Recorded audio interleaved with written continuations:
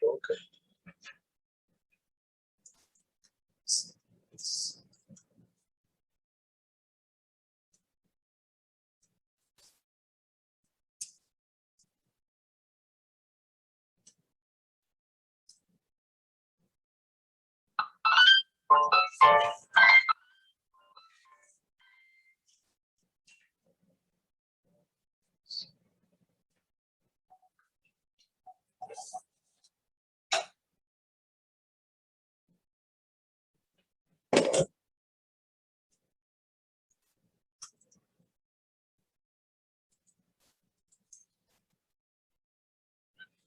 Okay, so today we will be discussing a couple of topics more related to actual HPC. So yesterday was a very general introduction to how you interact with a Linux, Unix machine.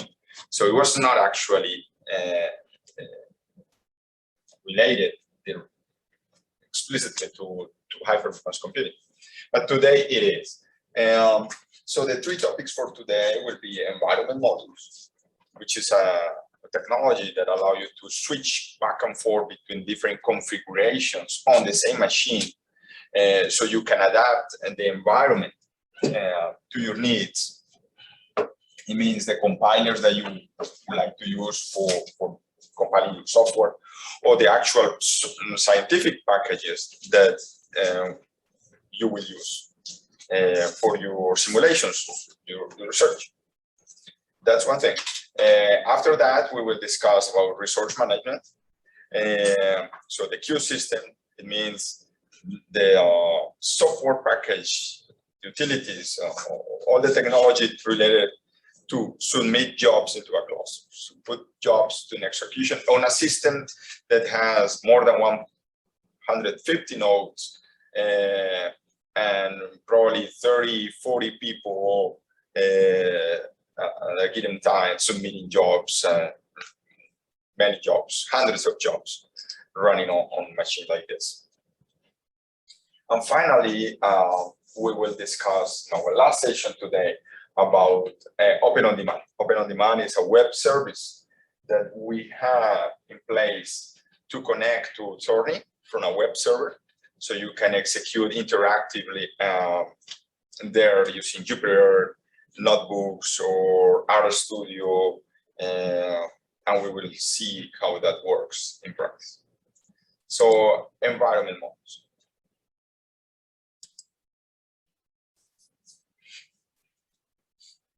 So a Unix system has the concept of environment variables. Those are a set of parameters, variables that on a given time, the system has to search, for example, for executables, to search for libraries, to adapt which are the defaults, the default editors, or a variety of things are controlled by those variables. We can see those variables with the command M. So the first thing that I will be doing here is connected to the cluster. Actually, you share your screen. No, I will move this here. I'm not sharing. Yeah, it's on the webcam.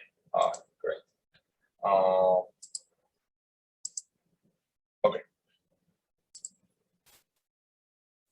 I'm sharing now, and the display. I'm sharing the screen, or I'm sharing. Okay. I'm sharing now, right? Yeah. Okay. So the first thing I will do is connect to cluster.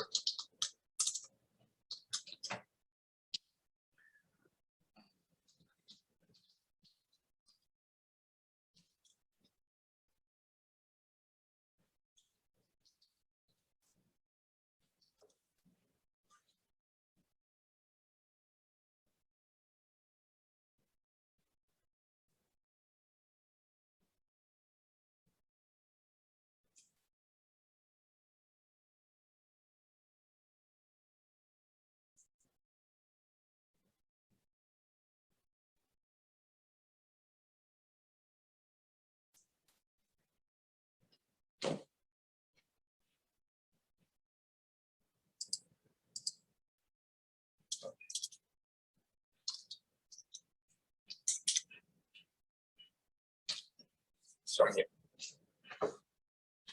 So a Unix system has a bunch of variables.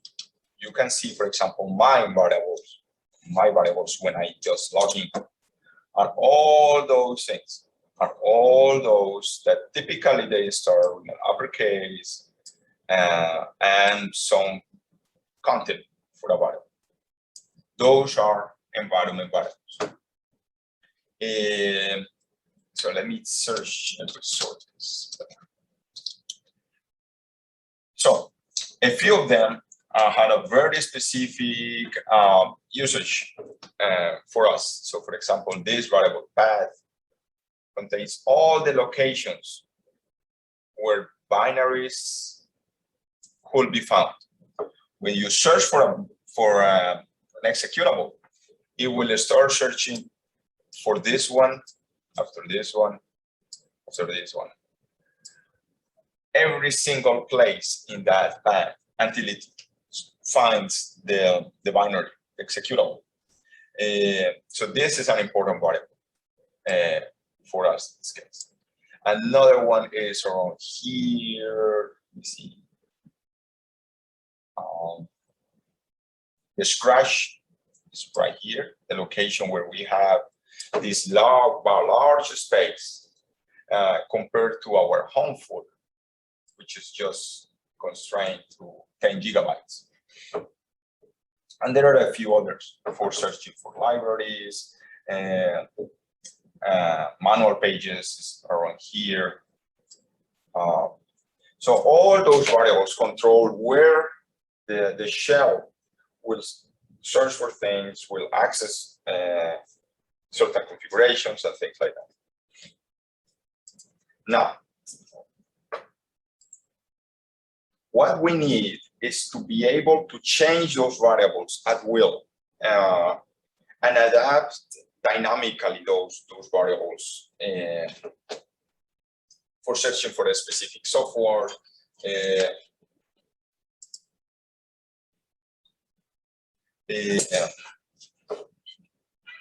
Or compiler or MPI environment, things like that.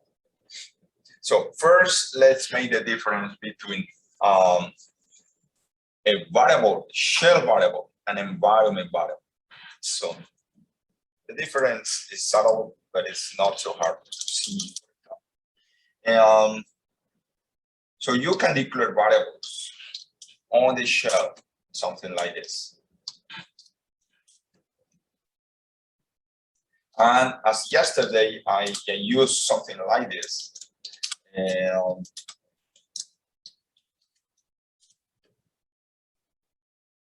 operate over variables.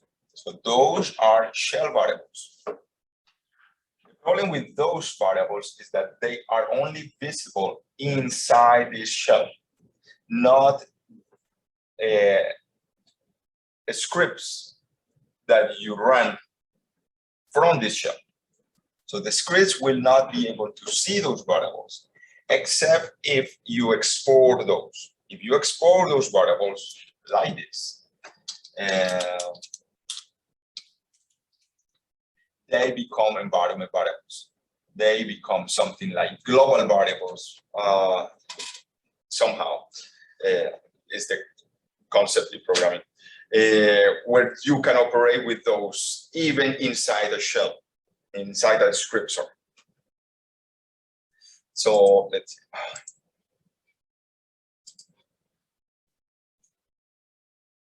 So here we have an example of a shell variable that we promote into a global variable. Or you can do it this way, directly in one line. You export the variable and the content of that variable. Now, if you have a script like this, and this is the crucial concept.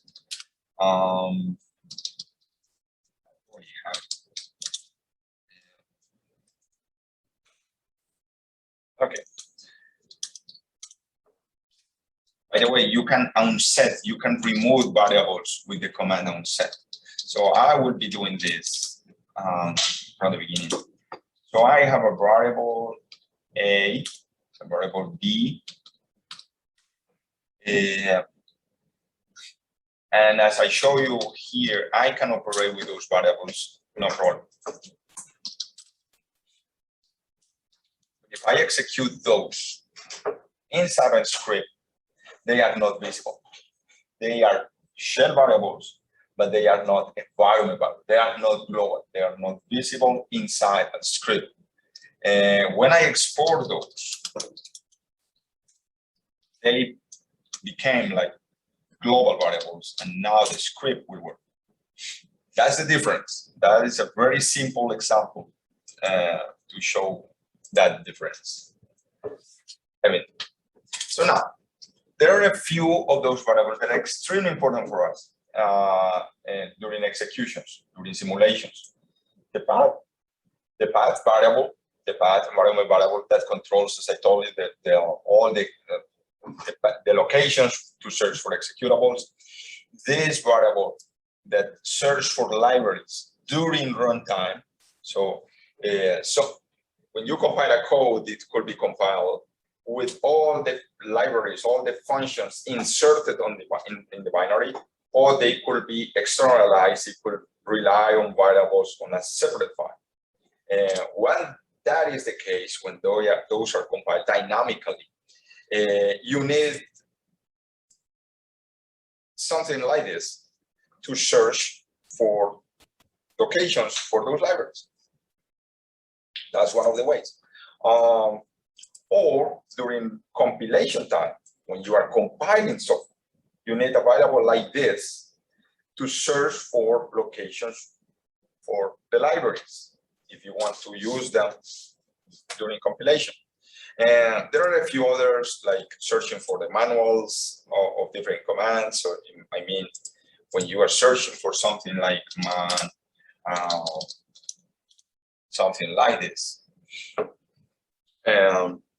it's a file that is somewhere in the system, and it must be in one of the locations declared in the man path.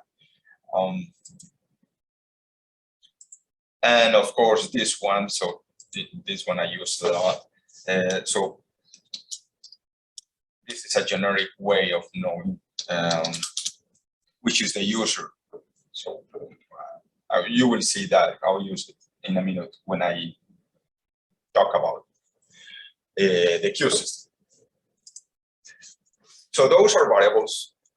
And now we have in place a system called environment modules that allow me to change those as well with a predefined set of good settings for them. So let's see how that works in practice.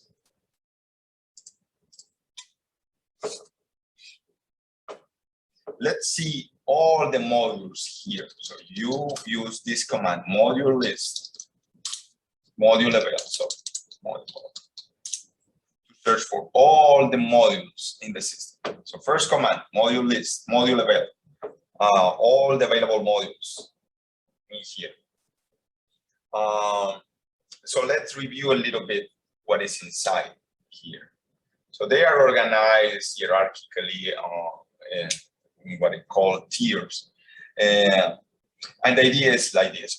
Everything related to languages, programming languages are here, lang, something, all those are C, the GCC compilers, the Intel compilers, Java, Julia, the NVIDIA compilers, Python, a variety of versions of Python. Now, libraries here. So we have fast Fourier transforms. This is a library for storing binary data using a standard. And this is for density functional theory. So those are part of parallelization, for example, CUDA. Around here are MPI, OpenMPI, different implementation of MPI. This is a parallelization, distributed parallelization tool. So all those low-level things are right here in the first section. So the idea is that in a minute we will enable loading some modules, and you will see that we get different versions of packages just by doing this. So here, more libraries for binary formats, those for linear algebra are on here. This one is a C++ library for a variety of things, usually numerical. So libraries, languages, libraries, and parallelization packages are all around here. Here we have some, let's say, general big packages, for example, for Conda, different versions of MATLAB and Singularity containers, topics that we will discuss tomorrow. And around here are all codes, mostly codes that rely on compilation for a variety of things, astronomy or astrophysics, codes that deal with atomic structure at different levels of theory, bioinformatics, a few codes here, some visualization things, modeling and optimization software around here. And finally, we have some meta modules here. So basically modules that load a bunch of modules for general purposes, for making things simple.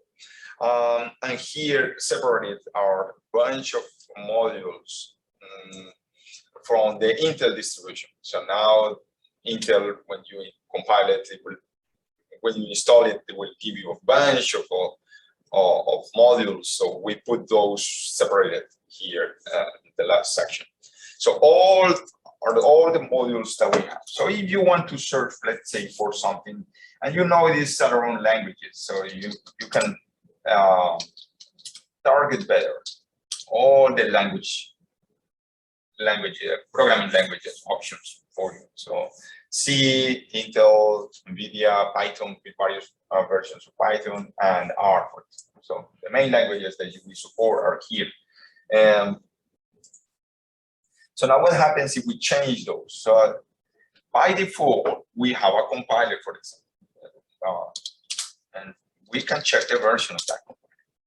So this is the version of the C compiler that we have on Thorny. It is 4.8 for 2015. So it's a quite old compiler, and this is normal when we are on an operating system that is for industry purposes. They usually are very conservative on the packages, so they are usually several versions behind the leading edge version, just for stability concerns. But that is not a good choice for scientific purposes. So it makes sense for system administrators. It doesn't make necessarily sense for scientists. So we have a few compilers available. So for example, we can load this one here. And this is a command for loading a module. Module load something. You search for it and you load it. Now the version of GCC changes. Now it's 8.2 from 2018. Now the entire set of compilers have changed. Not only the GCC, also the Fortran. It would be the same thing, the same version. 2018. So that is a better choice because GCC 8.2 knows about some extensions, for example, that allow to during compilation to get a better performance of the codes that you are compiling using, for example, AVX512, the instructions, the CPU instructions that we have on our cluster. But even before, even better than that, we have, let's say, we can unload a module like this. Module unload this. Another command, module unload. Now we will load a different one. This one is probably the best choice, except for a few things. GCC 11.1. Yeah, I mean a few things because now they are in version 10. I imagine I think they now are making some constraints on some variables that change type. So some old codes are still not compliant to those things. So they will not be able to compile with this very recent compiler. But this is a good choice. So at this moment, the version of the GCC is 11.1 from 2021. So that's all related, for example, to compilers. All those are around here. And same thing for module. Another, for example, this command, module purge.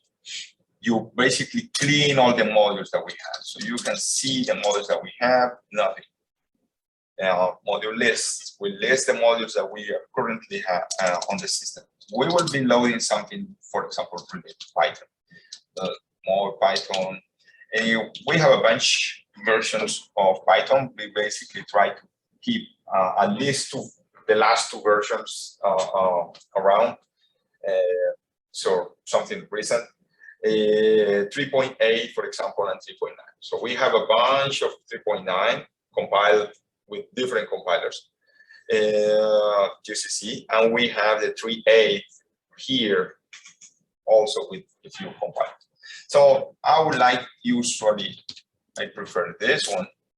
And now you have the Python version. So the Python 3 version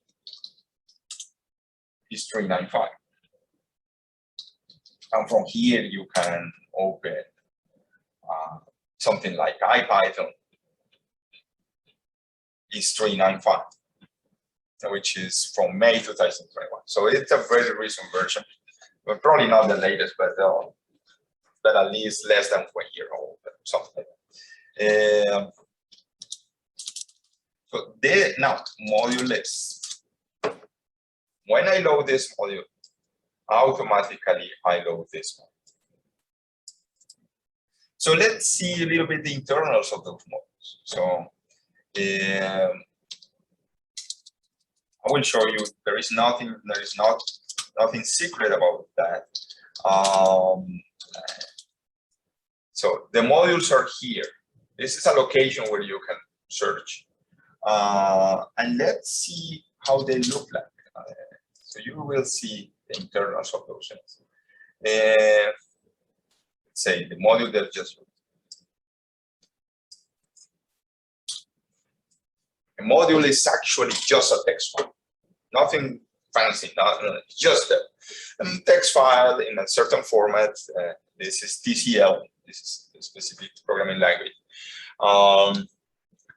And it's like this. So all that we are doing here is setting a few locations here for the path, for the library path, the LD library path. So a few environment variables are set when we load this module. At that moment, the location where we have this version of Python will become available. And that's why when you execute Python, it will search first for that location. And that's the Python that will return back to you. That's it. And that module, I force the loading of the corresponding GCC compiler. Because for some things, when you install packages, you need to compile it. So you will need to compile with the same version. So that's it. That's all inside a module. And here you can actually load several modules. For example, here modules. Now let's go for something slightly different. Module. Let's see.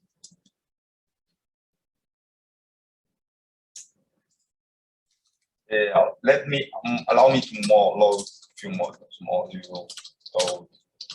There is something, for example, ANSYS Fluids. This is a software for engineering. I don't know if some of you are from that area. Yes. So the package will become available here. This is one of them. And we are able to see this, and you can actually use this command to see where that is. It's right here with this command, which this command Fluent is right here in this location. And the reason why we are able to see this executable is because when we load the module for Fluids 19.2, it adds this location to the path. You can see that my path now, my path, well, it has a bunch of things related to ANSYS. One of those here in this long list is exactly this one. I will take this out. Yes, it's this one here. So it's this one. That is what the module, environment module is. When I unload this module, and I will do that right now, it's basically taking all those out. So it enables and disables modules at will. Let me see another code, module load. Atomistic, Avinit, for example, version, and we have a bunch of versions. So I will pick this one, for example, the nice recent version. So now I have a bunch of modules now loaded. An Intel Python here, Intel version here, MPI, and the code that will give me this command, Avinit. Where is this command? Which is right here in this location. But I don't need to know that location. I don't need to be aware of that. Just the loading of the module will just give me the ability to execute the command directly. So people who is interested in this code will load this module and will use it. People interested in a different codes in engineering will use the module that it makes sense to them for that. Same thing for people in astrophysics, for their own package. That's what the module does. So now, there are, here I describe, or not during too many details here, how you can create your own module. It's something possible, and you can create your own location for modules. So it's a good idea, for example, for groups. If you belong to a group and you want to keep control on some software, that you don't want to rely on me for installing packages. You want to keep your own software for your group because you want the most recent version and you want to update it very often or something like that. You can create the same thing as we did it here. You can create your own location, something like this, the location that is shared by all of you in the group. And there you can have your own modules. It makes sense for some groups do that. They have their own set of packages that are private to them, they are only visible to them, and they keep control. It's perfectly fine if you want to keep control on your own software and your own packages and versions of those packages. So here I have a very quick description of that. So now I have a couple of one exercise here. I will let you to explore it, to follow the instructions. The idea is basically a code that is right here. So yesterday we did this, the workshops hands-on, the site introduction HPC. You will see here in M5, environment modules. Here you will see this file. I actually put several copies. I need to remove some of them. Just this one. So this is the code. It's a very small code. So it's this. This code is written in C++. And the idea, the exercise is that you will try to compile it. with the compiler that comes from the operating system, and you will fail. That's the first thing. Compiling this code or initially will fail because it has some features of C++ standard 2014, and that standard was not implemented in the version 4.8 that was released in 2015. It takes some time to implement those things. So it just became implemented, let's say, a few years after that, so 2017 or 18, something like that. So the idea is that you will try it with a different compiler, you will search for it and compile it there. You can search, for example, with the Intel compiler or more recent version of the C compiler.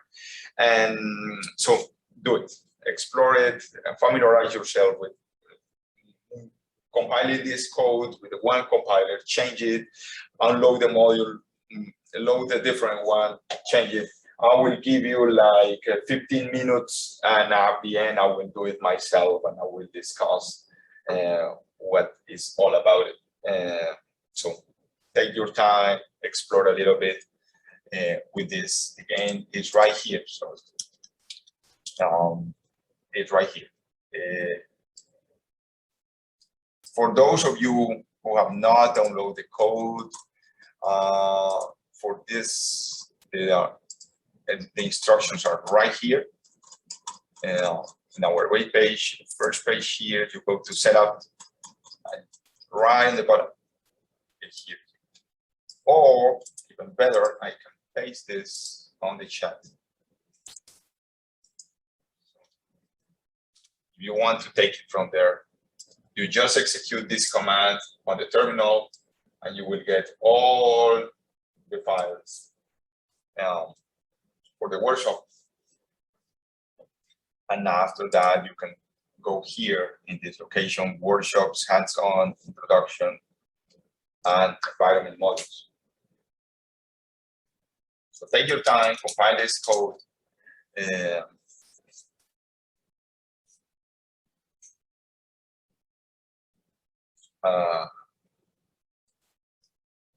5 minutes before 10, we will discuss this. So it's right here.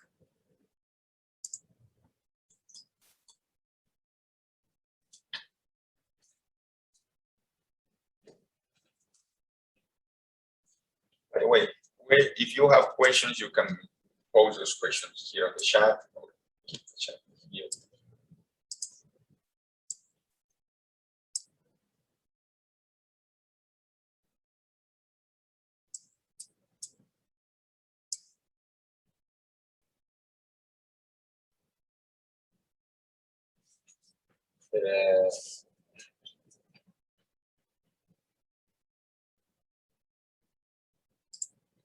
Okay. Probably it's better, Joe. I don't know actually. I know your username. It's better if you that kind of questions don't make the question just to me and like a direct message. Because I have here colleagues who can help you directly with that. So, but I will answer. So here is asking, Joe is asking about how to get access to the cluster. So I will give you just the general information about that. But if you have a more particular, more specific question, or you got stuck in a specific place, please pose the question generally, so someone around here, Daniel, will help me with that. So this is the idea. Here, this is the web page, by the way. I will actually copy this here also in the chat. So this is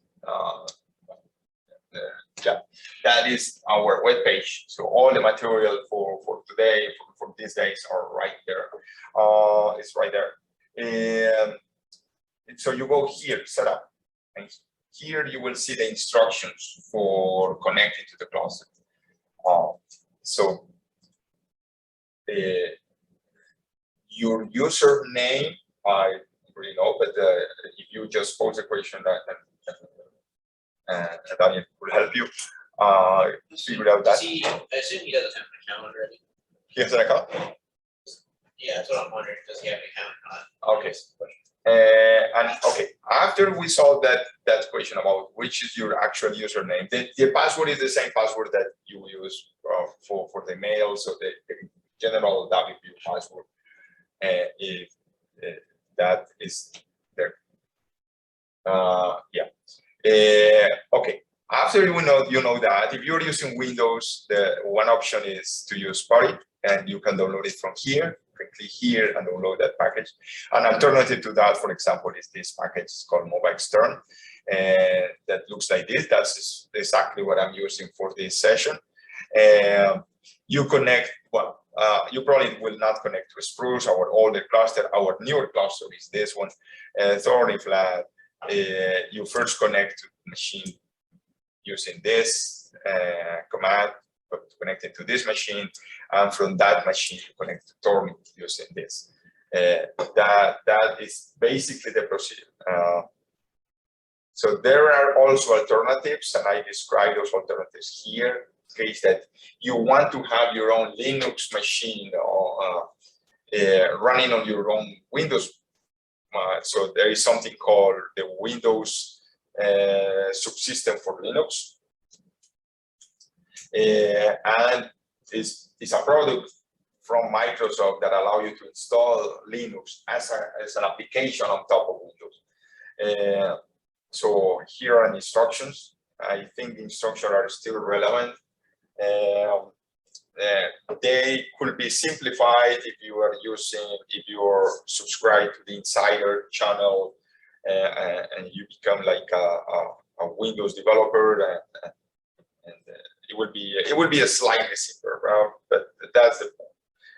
And after that, you go to the Microsoft Store and you search for Linux, and there are a few distributions there. You install it, like installing a game or installing something, one of those packages. Ubuntu will be there, and you install it, and you will have an icon. And after that, you get a window with Linux inside, and you can execute all the commands, and you can install a Fortran compiler, a C compiler, everything that we are learning these days.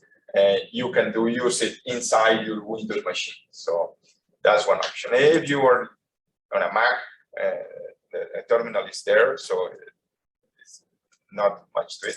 On a Linux system, it's so basic that it's somewhere around terminal. And here instructions. So those are the general instructions. If you need something in particular, just pose the question, and we figure it out what is the case. Okay, we still have like 10 minutes.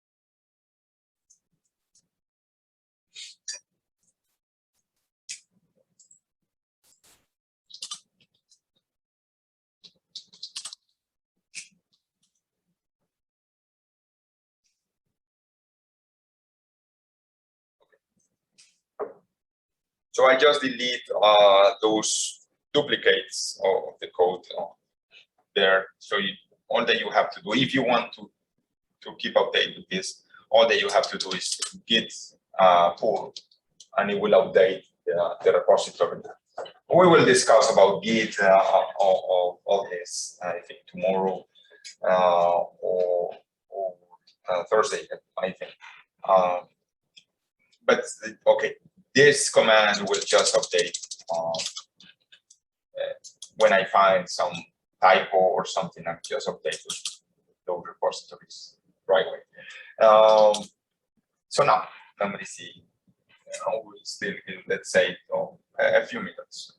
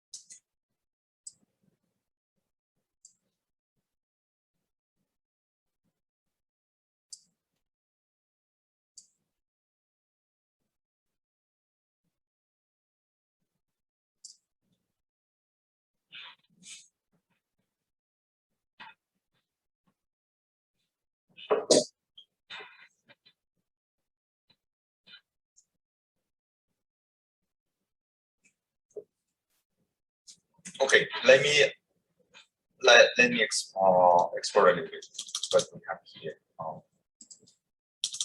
So this is the code. Let me first clean my models. So this is the code. So it's C++, right here. C++, all this, typically from typical C++ code. But there is something here. I think is here. We will see what it complains, but it's right there. If just so I compile this with G++. Say no, that doesn't looks like right. It's not something correct under that version of G++. So we are using this version, by the way. Default is 4.8. And I think we can search the manual here. Something related to the standard.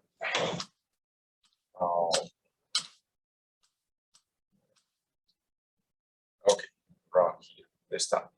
Which are the standards that this compiler support at that point, at that moment? So it was C90, C99, so those are for C, C11, so standard. C++ 98, C++ 2003, and that's pretty much all the standards that this compiler support. But they never say anything about 2014. So when we compile this code, it seems to be the case that it is due to not compliant compiler, or the compiler doesn't know what to do with that code. So one solution, for example, is loading and more updated compiler. And for example, we can try to go for this one. So GCC is not a C compiler. The name is the same, but the meaning is not. GCC means GNU compiler collection. So it includes C, C++, Fortran, and probably a few other languages. So we're loading this. Let's do exactly the same. What happened with the standard?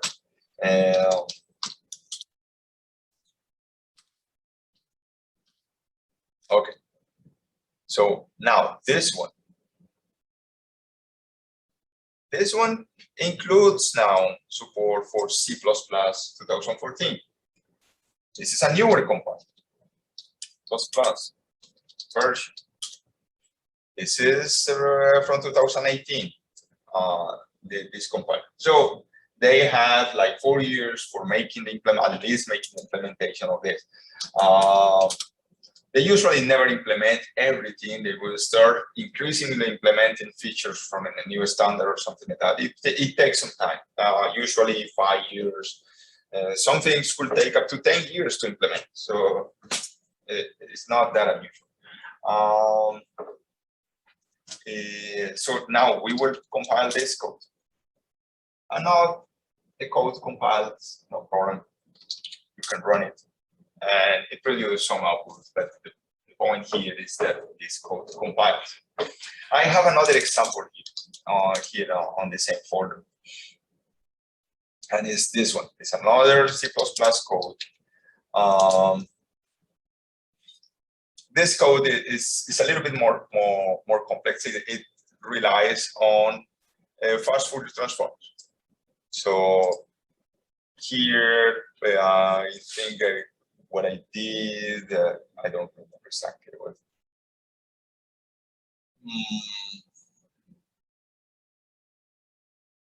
If I fill with some sinus or cosinus, I don't remember exactly the input that I created at that time. So it's right here. So here I have this thing. So somehow I create an input, some values. Not much. But what I'm doing basically is taking the Fourier transform. So I will try to compile it.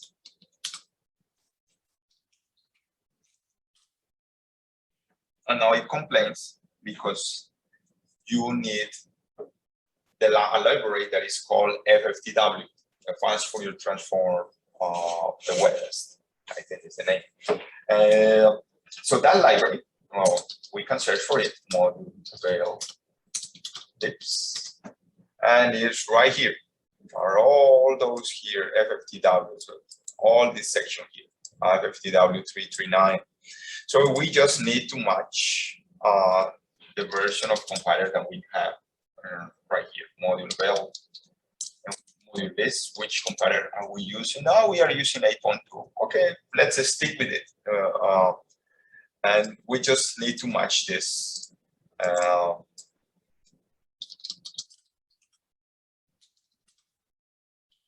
this code. So let's see, let's go a little bit, we have 3 minutes. What is inside?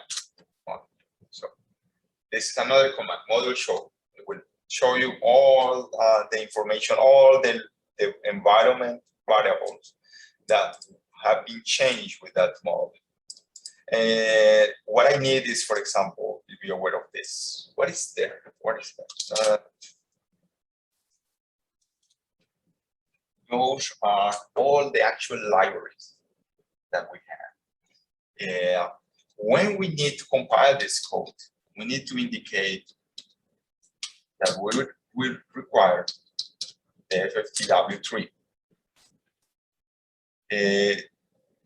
Using this during compilation means asking for, it depends, it could be this one if you want to compile statically, or using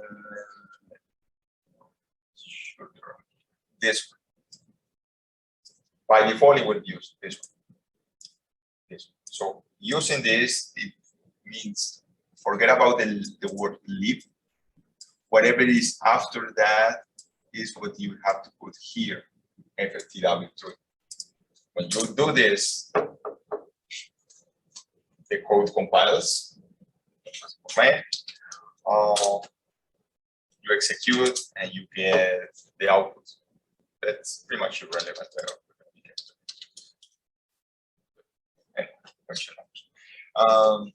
But that's it. That's what we're doing here. Module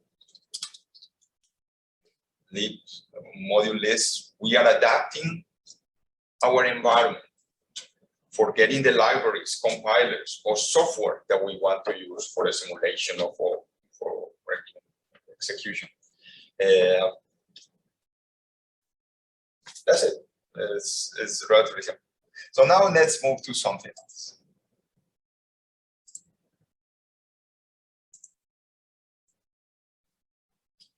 This is the core of using an HPC cluster, using the resource management. So we will go south here. We have, I think I wrote all the exercises now at the end. We have the 3 exercises for you at the end, so you can explore this. So on your own computer, you have full control on the machine. You want to saturate the machine on opening the browser, hundreds of tabs, running something here with MATLAB or doing a simulation here with RStudio. It will be your problem. You will be the only affected if this is if the performance is not good. But that is not something tolerable when we are using a shared resource like a cluster. Many people is using this machine, so we need to have a way of allowing the people to use the machine, but not to hurt others by doing that. The solution is called a queue system. Basically, is having a way like a box where you put requests for resources, and the resources means processors, a number of processors or number of nodes if you're running in parallel, multiple nodes, amount of memory, and time. Those are the 3 main variables in HPC computing: processors, memory, and time. Declaring those and having a prescription or recipe of which are the steps that you want to do for getting your results constitute to having a submission script, writing a submission script. That's what we will do. An alternative to that is requesting those resources for immediate execution, for interactive execution. So I need this amount of time, this amount of CPUs, and this amount of memory, and I need it as soon as possible. So I will do whatever I want in real time with those resources. So that is an interactive. So for our clusters right now, the software that we use for submitting jobs is called Torque for management of resources, and another code that is called Moab, that is a scheduler. So that code is basically analyzing which is the best way of optimizing the cluster for all the requests that have been submitted. So it's a relatively complex technology, deciding which is the best strategy, which are the functions or which are the algorithms that you should be using for optimizing the cluster as much as possible. We usually interact mostly with Torque, and the commands that I will show you here, most of them are from Torque. There are a few for Moab, so I will try to show you which one is which, but what really matters for us are most of those. So QSOF. So we have here, for example, let's do this. We have now.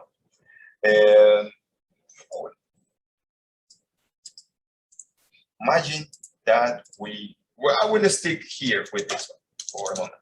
So notice that this one was quick, but imagine that it's now. Imagine that the kind of Fourier transform that I'm doing is not two-dimensional.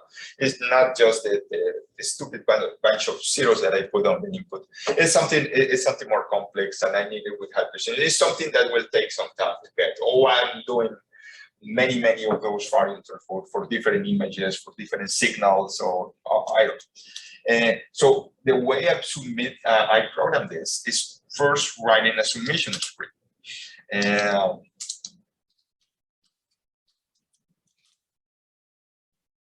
I will just copy this for making it quicker. But, so this is what I need to do, basically. This first line is just customary. It's called a shebang. It's saying, okay, what is on that file should be interpreted by this interpreter, bash. So everything I'm doing there is a bash shell. Doesn't need to be a bash. I'm not actually using anything particular from bash. It's just pure shell. But so it is okay if you do it this way, but it's not bad. So now, what I don't need to read this, so I will try to reduce this as much as I can. So I will put my actual email. It's not mandatory. This is mostly if you want to use an alternative email for getting this information. So by default, it will send the messages that this system will send at the beginning or at the end. It depends how you set up to the email that you registered for with us for the cluster. But this is the most important line by far. This one. By the way, all these lines here are completely ignored by bash. From the point of view of bash, of the shell, those are comments because they start with sharp. Everything starting with sharp is a comment. So it's ignored. It's completely ignored by the shell. So I am making a separation. So I have something that those are instructions for the queue system, and everything here are shell commands or shell lines. So those are interpreted by the shell. So here is the most important line. I'm running a code that is not parallelized. It's not using it's not capable of using multiple nodes. the way I compile it and the way that I wrote this, the fast Fourier transform code is not even multi-thread. So I am not able to use multiple cores in this case. So I'm not gaining anything on requesting more than one core. And this is the command for requesting the number of cores per node. So process per node, 1. I cannot use more than 1. And this is the amount of time that I will be requesting. So processor, I will not mention memory here. I don't care because this will not take any significant amount of memory. So that's pretty much irrelevant to me, the memory. So 30 minutes, and 30 minutes is an exaggeration in this case. But anyway, so after that, this is the email. This is if I want to get an email when this begins, ends, or any error or something. So, which are the conditions under which I will receive any message on my mail. So this will be a job name. I can put whatever I want. I will put FFTW3.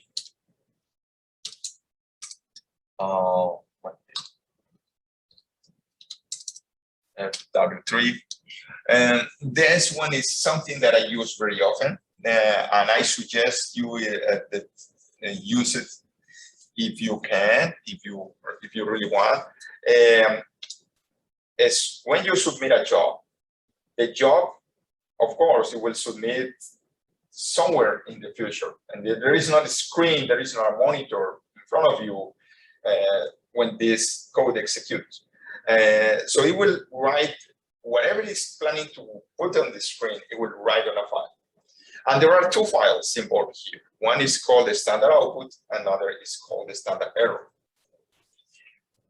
Usually codes like this or write entirely on the standard output and usually don't write much or anything at all on the standard error. So when you submit hundreds of jobs, thousands of jobs, you get a bunch of those outputs and errors. Usually the error contains nothing or almost nothing. So this command will merge those in one single file. So it reduces the clutters a little bit, your scratch folders or your home folder. And this one is another important element. So I will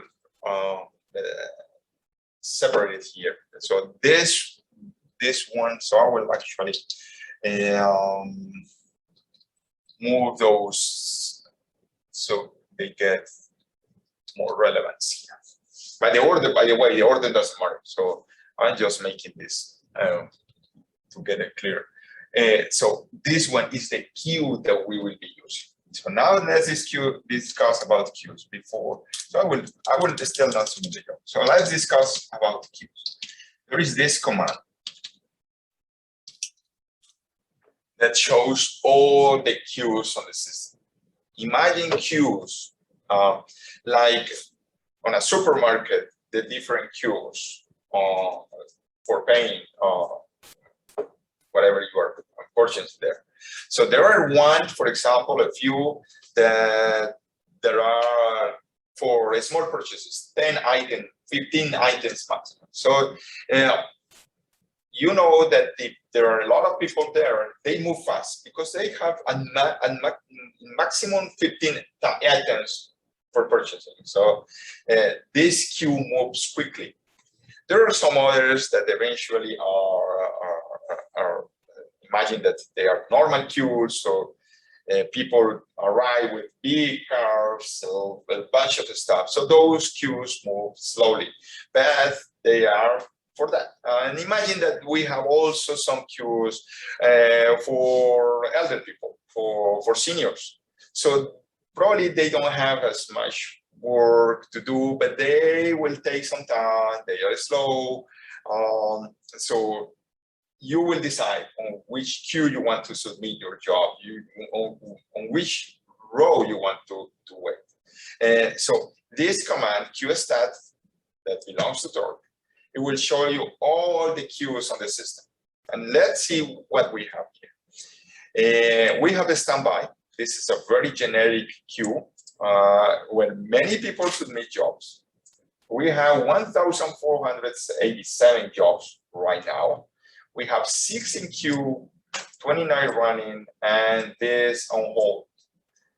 Maybe because someone submits so many jobs that we don't allow someone to take the entire cluster. So there are limits on some of those jobs will move to background, so just to keep a balance of the system. So don't just look to this figure and imagine, oh no, I need to wait for all those jobs to move out of the cluster before my job that will be the next one after this. It's not first input, first output, by the way, how this works.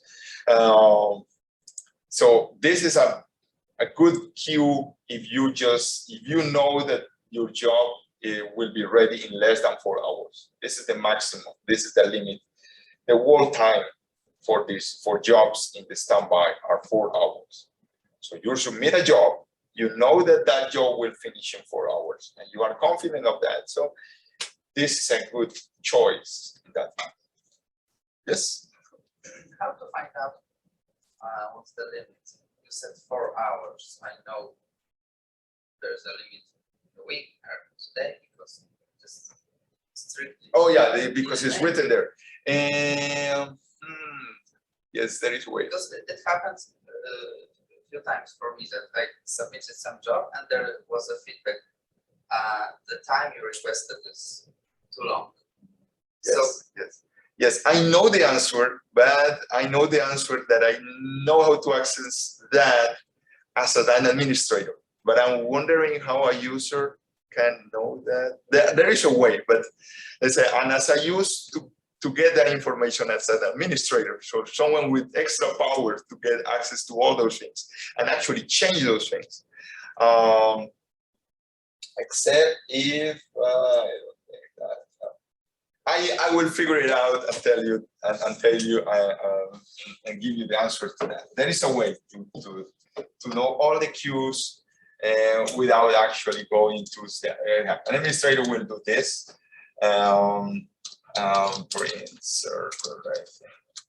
because you know, if this table shows us the statistic of the queue, so It's not a statistic. It's like the current state. It's a photograph on the current state of the cluster in terms of the.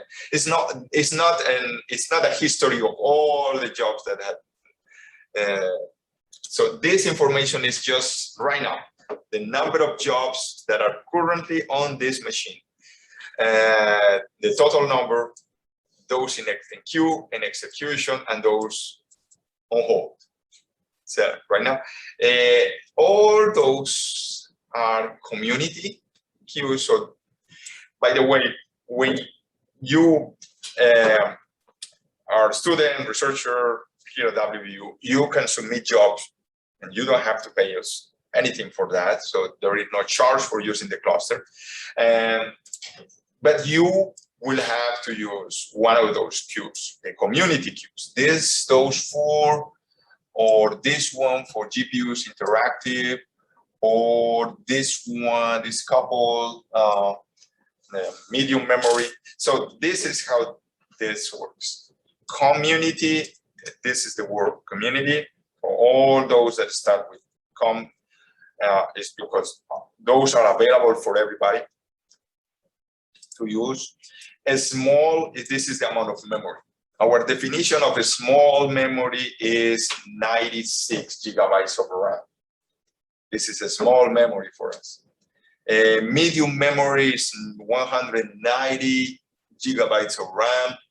A large memory is 380, and extra large is 760 or something. So those are our definitions of medium, small, medium, large, and extra large. And this is time. The next, whatever here, time. We have a queue for jobs that require more than 1 day, up to 1 week. And if you are just a normal user, you don't have any, you never, or your PI never bought any node with us, that's the maximum that you can use 1 week on a single job. If you need more than 1 week, the best solution is for you to have a code that makes a checkpoint, saves the state in less than 1 week, and some capability to restart the simulation after that. For example, if you're doing a molecular dynamic simulation, you prepare the system to stop in less than 7 days, 6 days to be comfortable, and after saving all the positions, velocities, all the state of the system, the configuration state of the system, so you can move on later on with that. It's relatively simple for classical particles. It's not so simple, for example, for quantum levels of theory or some other things that you will have. You need to store a lot of information to get the state of the system. The meaning of the state of the system could become really, really complicated. So day, weekday, and some for interactive here for GPUs. And the alternative to that are for users, for example, that be purchasing nodes and integrate those nodes in our cluster. They have the freedom to request jobs for as long as they want. So we can set up the queue. If they want to constrain it for 2 weeks, it's okay. If they just want to constrain it for 3 months, it's okay. But they have entire freedom to run a single job for as long as they want.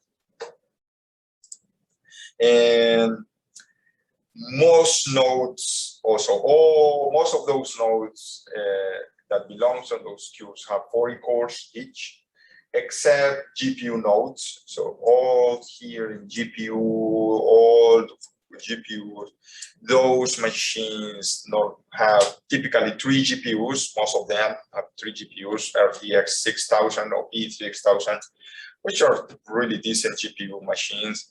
Or we have, I think, one A100, which is a very high-end GPU card. I think it's around here. I don't know. But all those are marked with GPU. So right here, we have two machines in queue waiting for GPUs here on this. Okay, so those are queues. And I will answer you in a minute how you know about details about queues. So let's go back to a discussion of this. So what I select was a standby. Standby, I know that the limit is 4 hours, and I asked for actually less than that, 3 hours, 30 minutes. A name and this and this. So now, everything below this point is interpreted by the shell.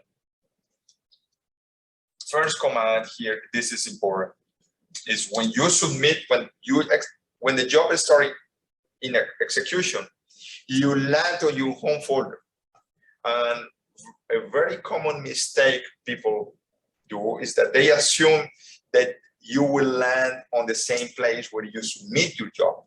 And after you try to execute something and searching for input files on that location. But in reality, when you submit a job, when you start executing a job, you land on your home folder. The first thing that you need to do is to go into the actual folder where you have all the input, all the data, all the eventually even the executables for that. So that's what this variable is doing. So this is an environment variable that is prepared for every single job and contains the location where you submit that job. So remember always to put that variable for that this command. And after that, the execution. Now, there is a problem with keeping something like this. This executable. Let me see. Module. These are the set of modules that I have right now in place for running this. This binary is actually using, this is another command for looking into which are the libraries, the dynamic libraries that this software, this binary needs, is actually looking for things that are inside those modules. So if I clean my module, I don't have any module loaded small, and I try to execute this, I fail. And this is a very common error. So that's why I show you this. You will face this kind of error very often when you start executing codes from others. It's simply saying, I couldn't find this library. And this code was compiled with this library. And so if I submit this job as it is right now, I submit it. There is another way to start here.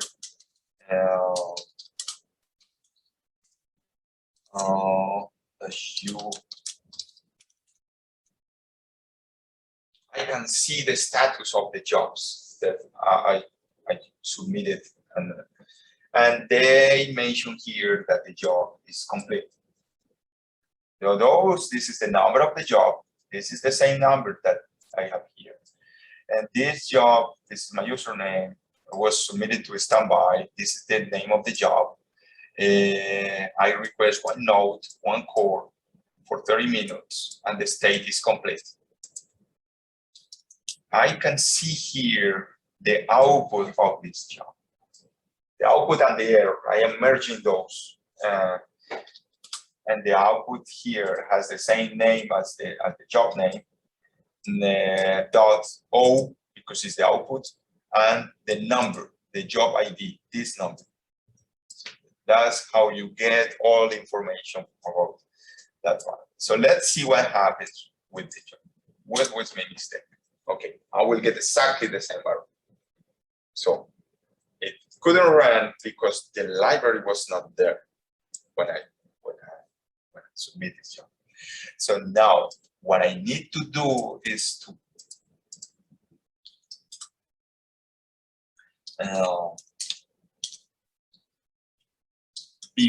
at some point, before I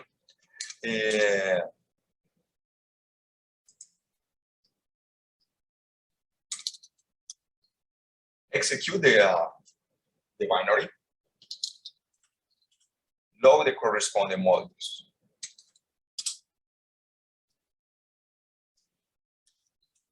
So if I submit the job again,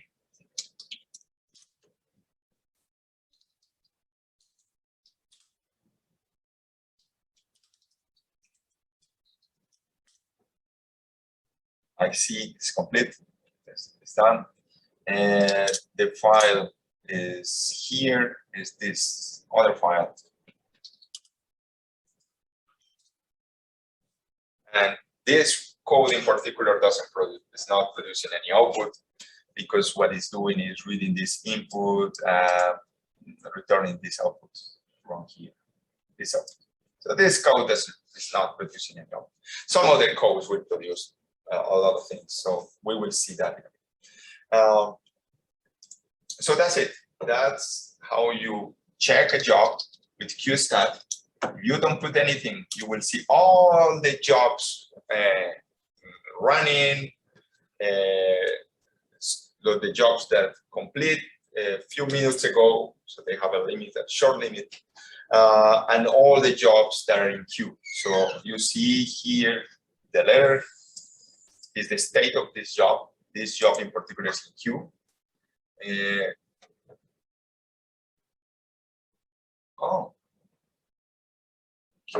Let me see.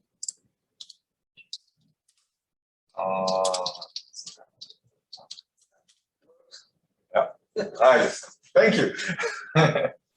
Yeah. So what I typically do is go into the manager, and the manager will show me all the specifications. Even, for example, there are limits that are not visible there. So how many cores can be used by one user maximum? Even if the cluster have 1,000 cores, you can set up limits. So one individual cannot use more than 200 cores in one job, or the total number of cores used by one individual, aggregated in all the jobs, could not cross a certain limit. So to prevent someone from taking the entire cluster at some point. But this one is great. Okay.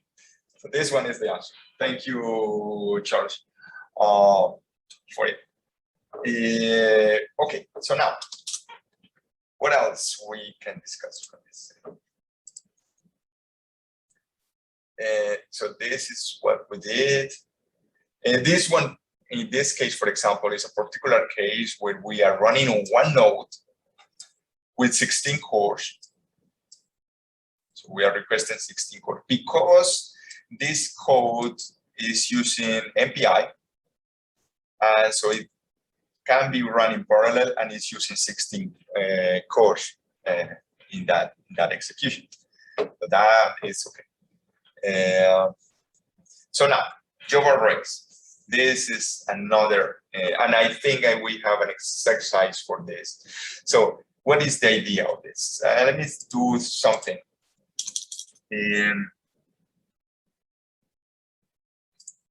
With this. Let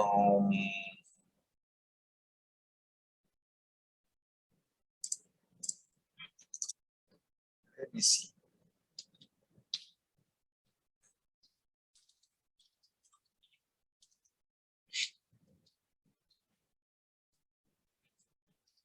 I will comment this.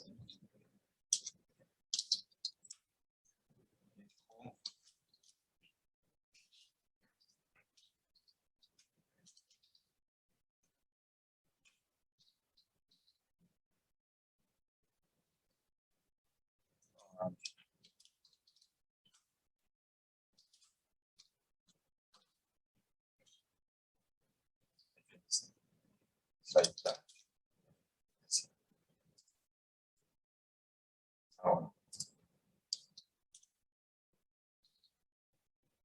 It's like this.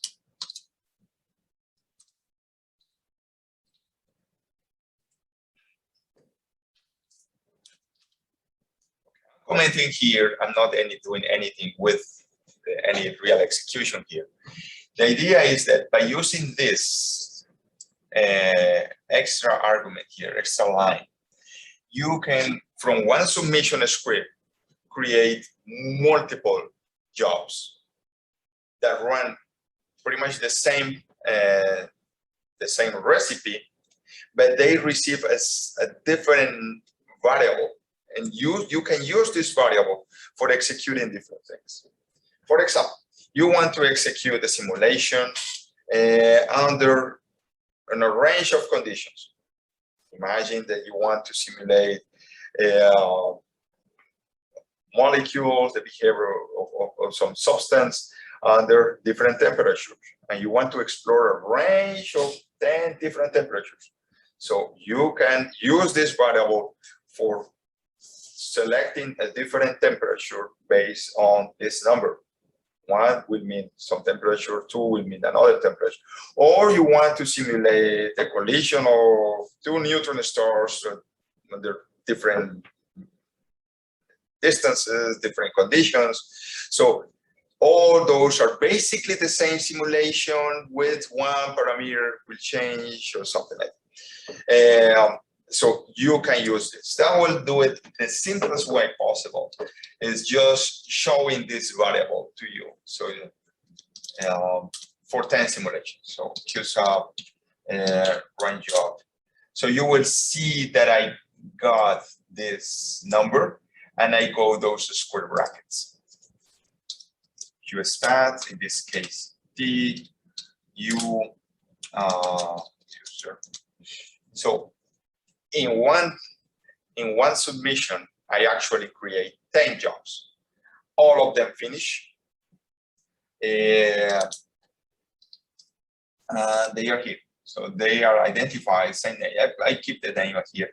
And same job ID, dash, and the number that was associated. So let me see this one.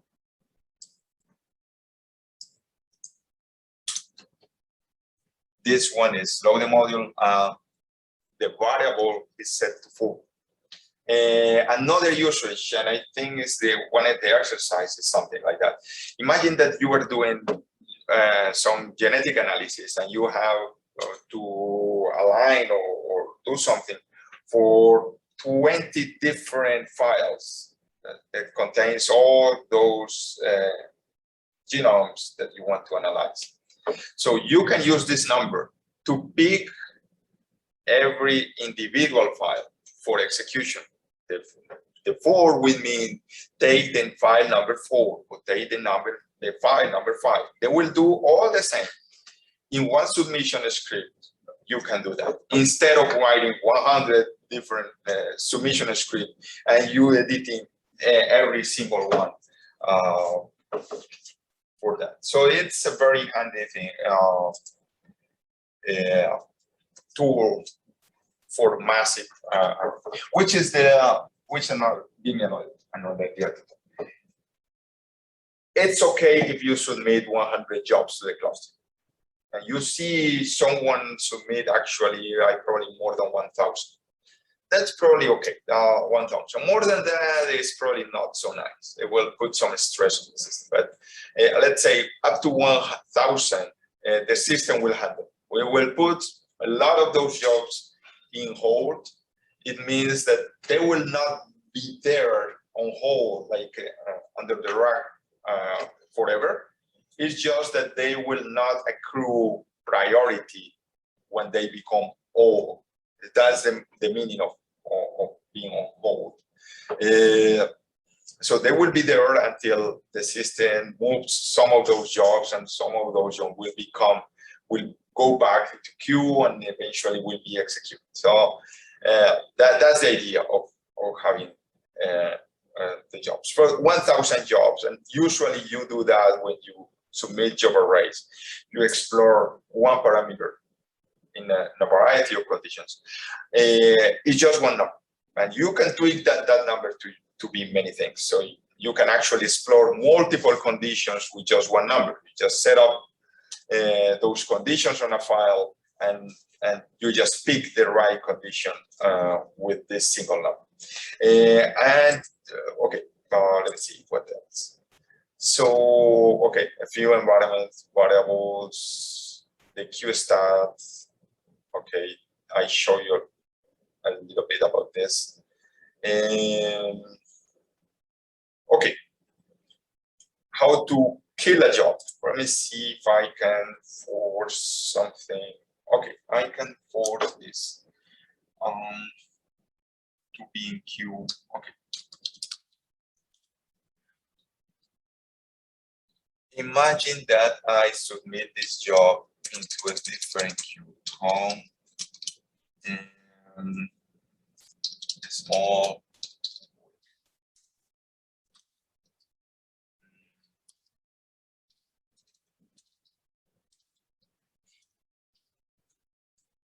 So the job is still small, but I submitted in a queue that is large, that has some, that is hard to run. So use that.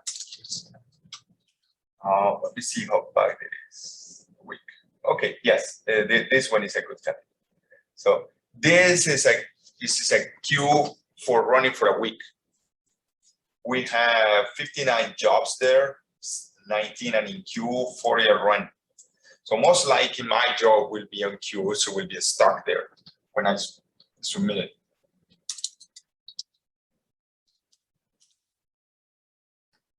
And it's actually a job array.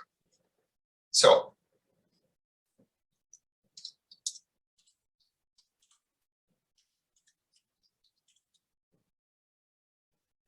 how I kill this job? I would like to remove that job. I regret it to put it there. I would like to get rid of that. I don't want this to be there. So one way is with qdelt. Let me see. Let's jump to that. And the 6. Or what?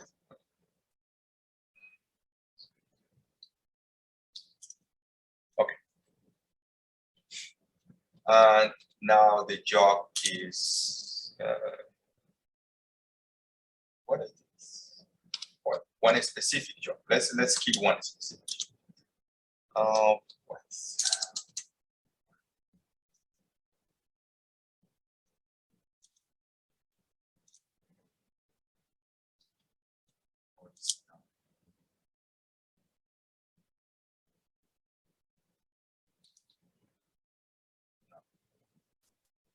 what is that?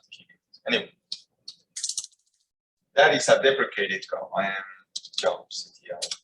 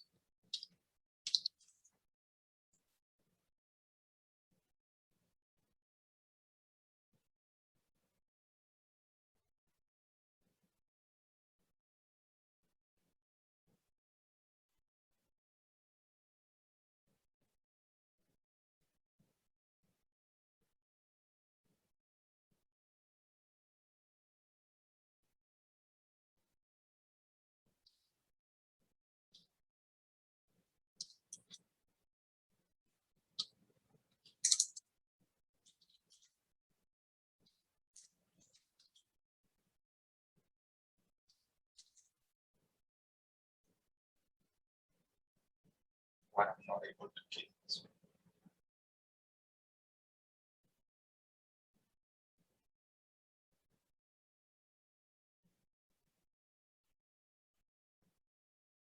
Let me see what I'm doing now.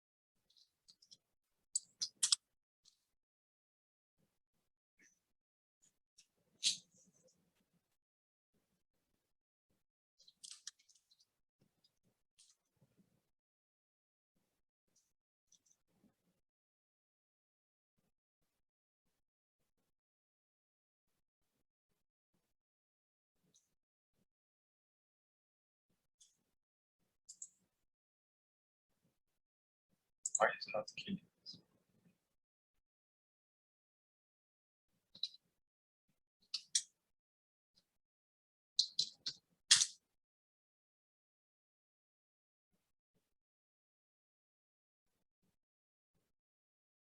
Okay, need to check this. There is something wrong here. Why is that? Okay, let's move on. And I figured out in a minute what is going wrong there. Okay, prologue and epilogue scripts. This is something that is also handy. Sometimes you don't know the amount of resources that you actually need for a job. So how much memory or time, you don't know exactly the specification of that. So one way of knowing those things is by using a prologue and epilogue scripts. Another reason for using these kind of things is because you want or prepare the environment for an execution. So having a script that runs before the actual script and having a script that will run after the script, even if the script crashes, even if something bad happened with it. So the prologue and epilogue scripts will run no matter what. No matter if the main script, the central script, crasher, it gets killed, everything. Those other scripts are not affected by that, by that situation. So the way you program that is by using these lines for the prologue and the epilogue. So something like this. This is, if you submit the job in one line, you can do it this way. Otherwise, this is another way of doing it. The prologue, the content of the prologue could be something like this. And the content of the epilogue could be something like this. We have actually those two scripts right here, in case that you need it. Share software. I think is in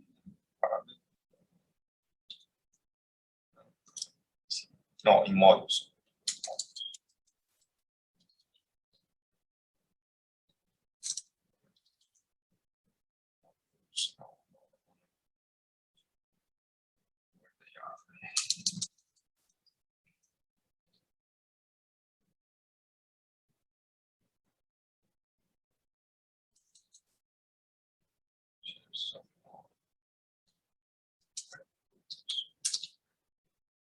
Oh yeah, and they should not be there actually.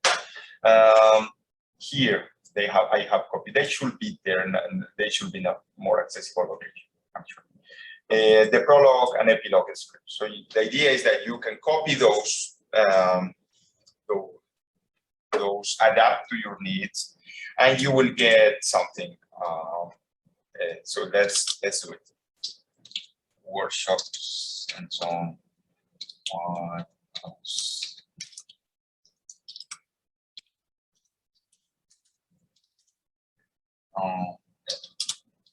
Okay.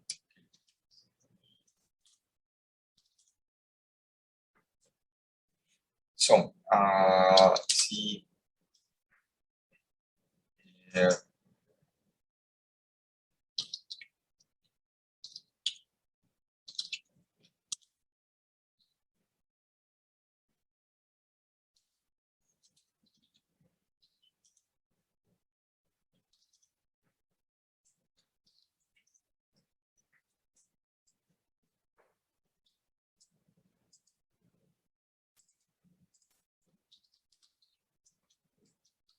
So this is how I can add a prologue.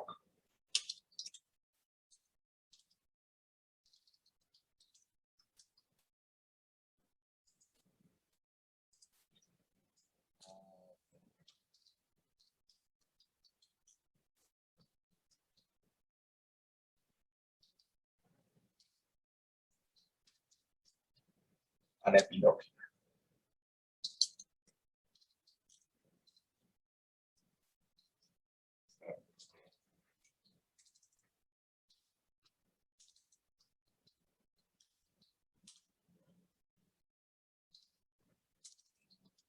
Let's go back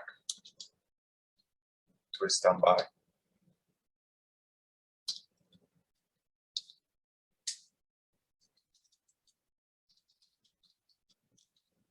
Uh, 30 minutes.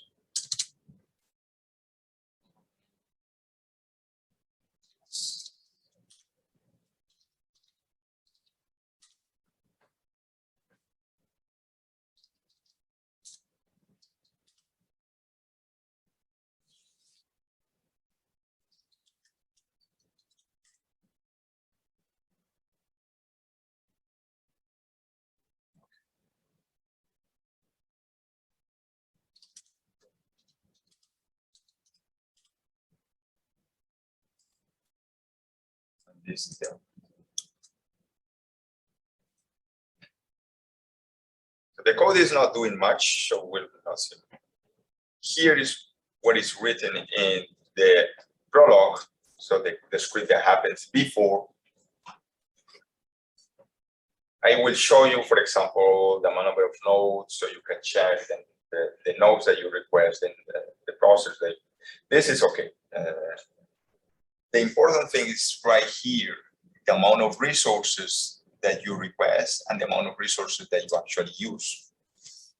So that will give you a lot of information about the actual memory that you use. So the next time that you submit a job, you can adapt those values better. So that is important when you are really, really close to the limit. You are really close to the using 90 gigabytes of RAM. So sometimes the job crashes, sometimes the job pass just because you are really, really close to the limit. And different machines have varied a little bit the memory that is free because the memory is also used by some other things that takes several gigabytes of RAM. So there are conditions that are obscure. So this kind of solution using a submission script helps. Another way, another reason for using something like this is when you are submitting, this is kind of an advanced technique for accelerating some procedures. You move files into a memory file system. The idea is that if you are doing intense I/O into a file, but moving those files into a location like this is right here. This is not for beginners, but there is a location here, that shim, that looks like a file system. You can put files there, but the files that you put there are actually in memory, in RAM. So the access to those is much faster. And if you code relies on doing a lot of I/O, reading that file a lot of time, many times, it's probably better if you put it in RAM. So for doing that, one solution is no matter what happens with this main script, you want to clean the memory at the end. So you edit the prologue, the epilogue, sorry. So clean up the environment at the end, even if the main script crashed. Though this is another. Interactive execution. Let's see. Anyway, yes. So in this case, I never actually entered here. I didn't. So let me see, this could be some help for some people. If you connect to the cluster for interactive execution with graphic user interface, let's see.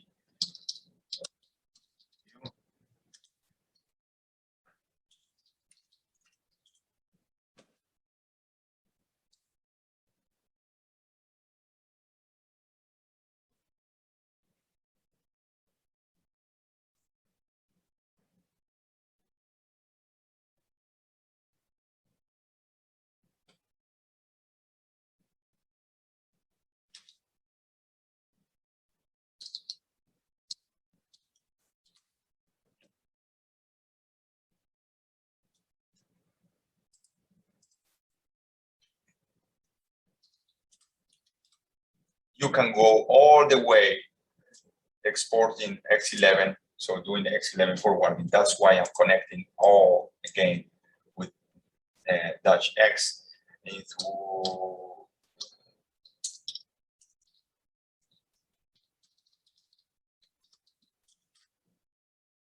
So now I have should have.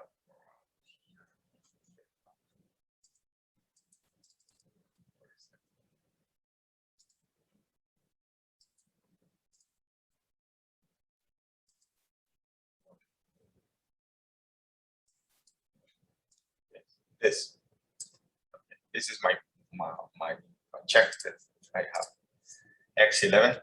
So you can submit jobs for interactive execution with X11. This is one way, or simple way of doing it. And now I can open something like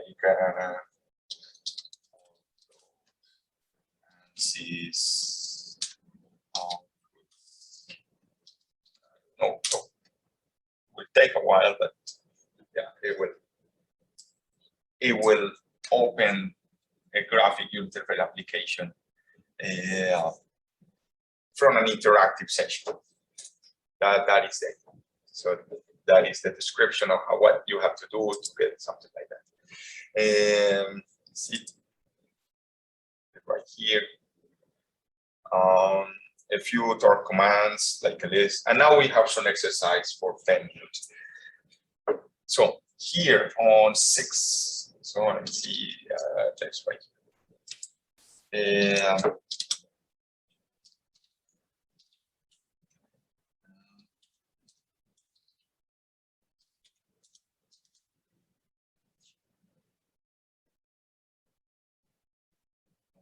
Yes, so here you will see a few files.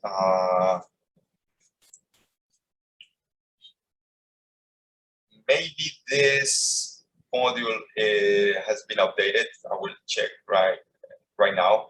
And the idea is to submit this code. So create a submission script. Doesn't matter if you don't know about this kind of code. It's just submitting this. It's just executing this. And you need this module. So create a submission script for running this on the cluster. That's one. Another one is using this to submit a job array. And if you want to see the solution here. And finally, to add a prologue and epilogue for this execution. So it's everything tied to submitting a job on the cluster using the files that you see here. So this input files.